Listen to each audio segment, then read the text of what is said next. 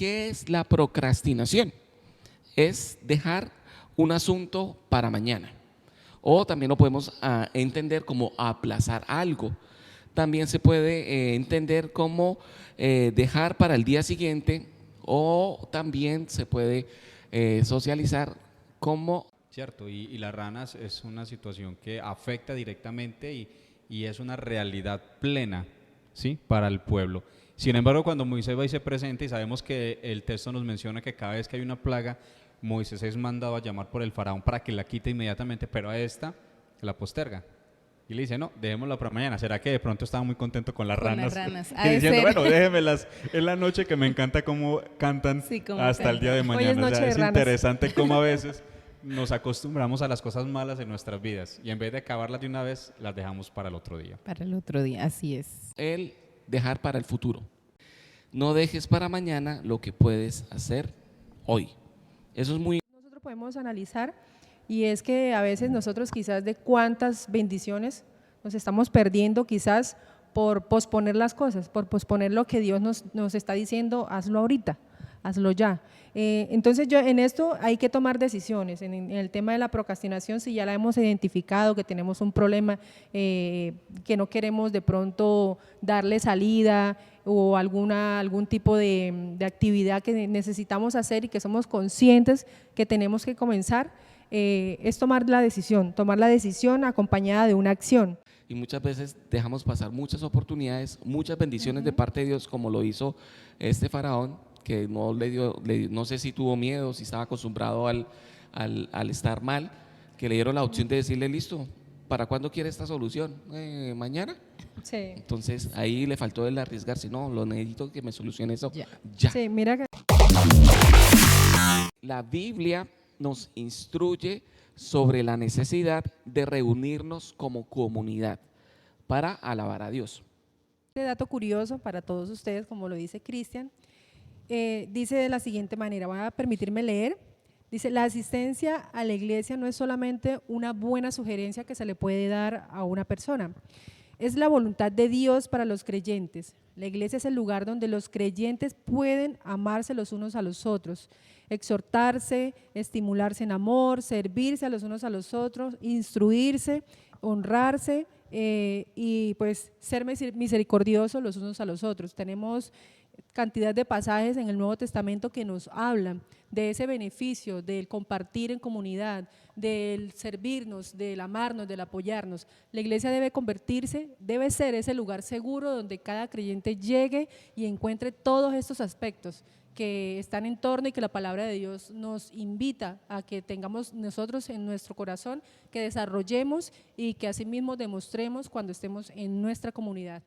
Bueno, para la iglesia reformada, en este caso la iglesia presbiteriana, una de las principales razones por las que asistimos a la iglesia es la adoración a Dios. Este es el principal motivo porque es donde todos los creyentes, en este caso todos los hermanos, compartimos esa fe, en donde nos reunimos a agradecer a Dios, donde nos reunimos para alabarlo, ¿cierto? A través de los cánticos, de las oraciones, la adoración.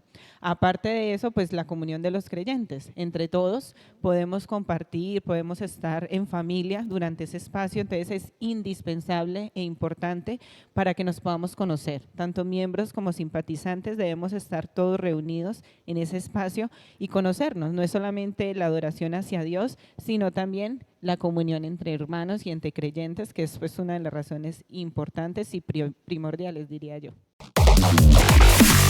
Es la iglesia reformada, conocida de este modo debido a que provienen de la reforma protestante en el siglo XV. ¿Qué misión tienen? ¿Qué cosas hacen para poder ser parte de esta gran comunidad? Porque la iglesia por sí sola, obviamente la iglesia son las personas.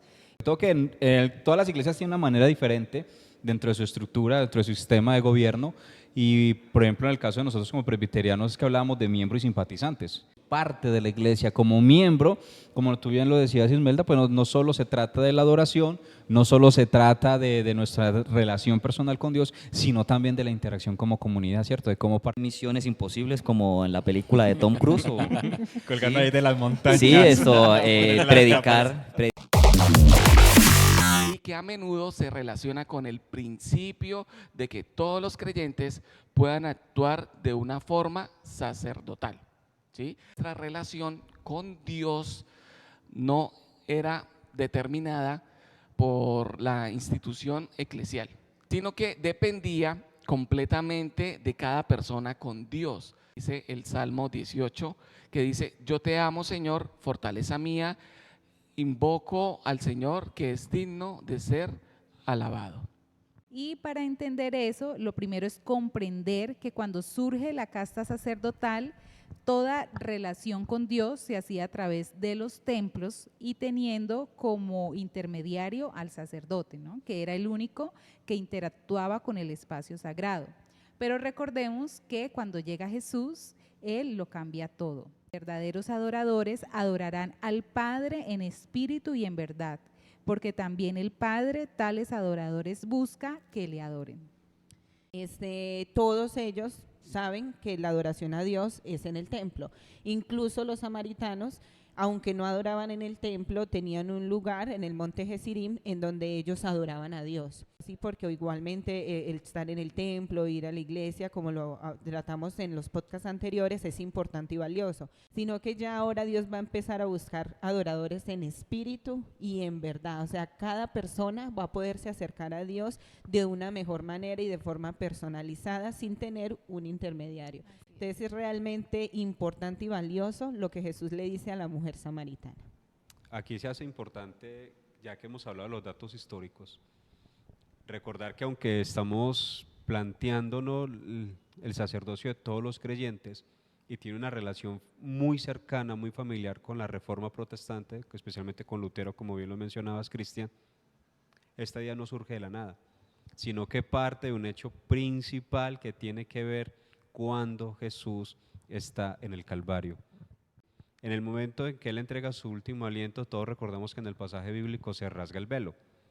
Y ese acto es muy, muy importante. ¿Por qué? Porque en el antiguo Israel se entendía que Dios habitaba en el templo de Jerusalén, tanto en el templo que se construye en el tiempo monárquico con Salomón, como en el templo de Herodes, como se conoce normalmente, tradicionalmente, o el segundo templo. Se crea todo un mundo nuevo, donde cada una de las personas, cada uno de los creyentes puede acceder a Dios a través de Jesús, que funciona ya como el intermediario entre Dios y los hombres. Y esto es muy importante tenerlo muy presente. ¿Por qué? Porque entonces ya no Dios se manifiesta ni en el templo, ni tampoco se manifiesta o tiene como intermediarios a los sacerdotes, sino que todas las personas creyentes, todas aquellas personas que son llamadas, que son convocadas a esta familia cristiana, pueden acceder libremente a Dios, y eso es un dato fundamental. Porque podemos decir que el principio de la relación antes de era el podernos acercar a una persona física en la tierra que era el sacerdote. Ajá. Y él tenía esa comunión con Dios. Exacto. Y que mucho tiempo duró así, y hoy estamos diciendo que esto ya se rompió, que esto ya tenemos esa posibilidad de podernos acercar directamente a Dios sin un intermediario terrenal. En Primera de Pedro 2:9, me permito leer, dice: nos dice que somos linaje escogido, real sacerdocio, nación santa y pueblo adquirido por Dios. Esto nos hace a todos parte de esa casta sacerdotal. El día de hoy nosotros tenemos esa posibilidad de acercarnos a Dios porque Él nos va a escuchar. Entonces, sí es muy importante que sepamos, ¿no?, que la responsabilidad en la iglesia de tener esa relación con Dios o de buscar a Dios no solo recae en el pastor o la pastora. Nosotros también tenemos que buscar tener esa relación con Dios y que cada día esa relación crezca. Y tiene que ver, por ejemplo, en el tiempo de la pandemia, ustedes deben recordarlo, cuando se tuvieron que cerrar los templos. Y eso causó un trauma en muchas personas que se hacían a los alrededores de los lugares físicos, se aferraban a las barandas de estos lugares pidiendo que se abrieran porque entendían que si el lugar no estaba abierto, pues no estaba la presencia de Dios en sus vidas, en sus corazones. O sea, cuando el velo se rasga, hace que cada uno de nosotros nos convirtamos en nuestros propios templos para el servicio de Dios. Y Pablo nos habla muy claramente sobre eso. Y incluso nos exhorta a ser templos puros, santos, a cuidarlo bien, a alimentarlo bien, porque nosotros ya nos hemos convertido en el lugar donde Dios mora. En eso tienes toda la razón, porque como bien lo decías, el texto habla de un momento donde 2 o 3 testigos están frente a una persona que está en un momento de rebeldía dentro de la comunidad, y a veces se usa como justificación para decir, bueno, estamos 2 o 3 reunidos, aquí hagamos la celebración y no nos preocupamos de invitar a los demás, como también ese versículo de todo lo puedo en Cristo que me fortalece, ¿cierto? Un versículo que leemos que es más como cliché, aun cuando vamos a perder el bus y no entendemos que también tiene un contexto. Creo que esto se aplica también al sacerdocio de todos los creyentes, porque muchos entienden que, bueno, el sacerdocio de todos los creyentes implica que yo cojo la Biblia, la abro y enseño lo primero que se me ocurre, y de eso no se trata. Incluso se tendría que reevaluar ese concepto si se tiene, porque el sacerdocio de todos los creyentes es la libertad o el acceso libre que yo tengo para acercarme a Dios. Sin embargo, para enseñar las Escrituras, a través de un sermón, en los ministerios, en una predicación e incluso en una evangelización, tengo que formarme, tengo que capacitarme. Y eso es algo muy importante que a veces en las iglesias se pierde, porque sencillamente creemos que como yo tengo la Biblia al alcance de mis manos, sin tener el conocimiento teológico, sin tener el conocimiento bíblico, sin tener una preparación adecuada, comienzo a enseñar lo que yo creo que dice las Escrituras. Ojo con eso, lo que yo pienso que dice las Escrituras. No le hago una exégesis a esa Escritura, no entro en mirar y a revisar lo que la Escritura dice, no me preparo en el conocimiento de las lenguas propias con las que se escribieron. Incluso siempre he dicho que me parece muy curioso cuando se hacen debates sobre algún texto bíblico, pero el debate se abre, por ejemplo, sobre la versión Reina Valera, y no está mal, todos usamos la Reina Valera. Sin embargo, no se hace un análisis al texto, no se hace un análisis al idioma, si está en el hebreo, si está en el griego, y qué contexto tiene cada una de estas palabras, sino que lo hacemos desde una traducción que es la Reina Valera al español, y de ahí se hacen muchos debates. Creo que nosotros tenemos que entender en ese punto tan importante es que el sacerdocio de todos los creyentes es la implicación que tengo en el acceso libre para acercarme a Dios, pero para enseñar las Escrituras tiene que haber una formación, y como tú bien lo decías, Ingrid, si yo voy a una iglesia y una persona está enseñando las Escrituras y no tiene una formación adecuada, se puede convertir en un peligro latente para mi vida, para mi relación con Dios y para mi forma de entender eso que Dios me quiere enseñar. Bueno, es que cuando nos reunimos como iglesia, adoramos a Dios, todos unánimes, todos con un mismo sentir. Adoramos a un Dios misericordioso, un Dios que nos bendice, un Dios que está siempre ahí, ¿cierto? Está siempre presente. De igual manera, pues entendemos que la adoración no se debe limitar solo al culto, ¿cierto? Sabemos que la adoración a Dios debe estar en todos los aspectos de nuestras vidas, en nuestro trabajo, ¿cierto? En el lugar en donde estudiamos, en nuestra casa en especial. Entonces, la adoración a Dios debe estar enfocada en todos los aspectos de nuestra vida. Como lo decía al principio, somos seres integrales y en medio de eso integral, una de las partes importantes es la adoración. Adorar a Dios decentemente y en orden en la iglesia, por ejemplo, es hacerlo a su tiempo, en los momentos adecuados. Igualmente en el lugar en donde nos encontremos, sea en nuestra casa, sea en nuestro trabajo. Por ejemplo, yo diría que adorar en mi trabajo no es de pronto alzar los brazos y cerrar los ojos porque no es el espacio, ¿cierto?, para hacerlo. Pero yo puedo adorar a Dios en mi trabajo con mi testimonio, con mi forma de hablar, con mi forma de expresar. Entonces, decentemente y en orden, yo lo entiendo es así, como todo en su lugar, todo en su momento, con unas bases fuertes de espiritualidad y de teología que me ayuden a saber cuál es el espacio y cómo debo adorar a Dios en cada uno de esos espacios de mi vida. Amén. Pero cuando estoy como que con la energía baja, porque tengo dificultades, tengo problemas, entonces la adoración sale así como un poquito, así como regular. Como floja. Sí, que suele pasar. Entonces, eso es algo que tenemos que comenzar nosotros a corregir en nuestra vida de fe, nuestra vida como Amén. Creyentes en Dios, sin importar de la denominación que seamos, ¿cierto? Es adorar a Dios así yo tenga o no tenga ganas. porque hay algo que me gustaba a mí del rey David, precisamente era eso, que David se exigía a sí mismo. Y él decía es que mientras yo callo, o sea, se envejecen mis huesos, o sea, mientras mi cuerpo no quiere, siento que mi espíritu se apaga. Amén. Porque Así es. necesito adorar a Dios, necesito tener esa conexión con Dios, necesito decirle gracias, como lo hemos hablado aquí, necesito decirle Señor, o sea, gracias a ti soy lo que soy, voy hacia la meta que voy porque eres tú quien me dirige. Entonces, nosotros como cristianos precisamente eso es algo que nos identifica, ¿cierto? El adorar a Dios, el cantarle, el alabarle, el gozarnos en su presencia si estamos en la iglesia, en la casa y sobre todo eso, adorando a Dios a través de lo que es nuestra vida, lo que es nuestra existencia como tal. El Nuevo Testamento, sin embargo, vemos que en el Antiguo Testamento se incluye algo importantísimo, que es la ley. Entonces yo les preguntaría a ustedes, ¿creen que hacer la voluntad de Dios también implica cumplir los mandamientos de Dios? ¿Qué piensan? Uy, una pregunta muy interesante. Y como lo leíamos ahí, que en otras palabras, como dijo ahorita en lo que estaba diciendo, esas son las palabras del pacto. Y el pacto nace desde el Antiguo Testamento. Entonces, para mí la voluntad de Dios viene de los principios de la creación de la humanidad. Interesante. Creo que es algo para reflexionar, ¿no? Sí, claro, yo creería también, apoyo lo que dice Fernando, la voluntad de Dios y se debe cumplir siempre. Entonces considero que sí, que hay que cumplir también esos mandamientos que están escritos en la ley.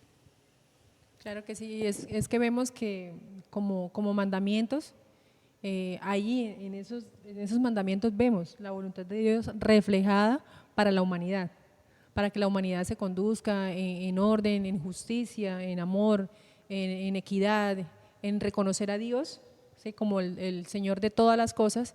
Y vemos para que, o sea, Dios lo establece para que los seres humanos comiencen a identificar su voluntad a través de los mandamientos. Conocemos todas las características de Dios, entonces la pregunta real es, bueno, ¿Dios necesita de nuestras oraciones o nosotros necesitamos acercarnos a Él?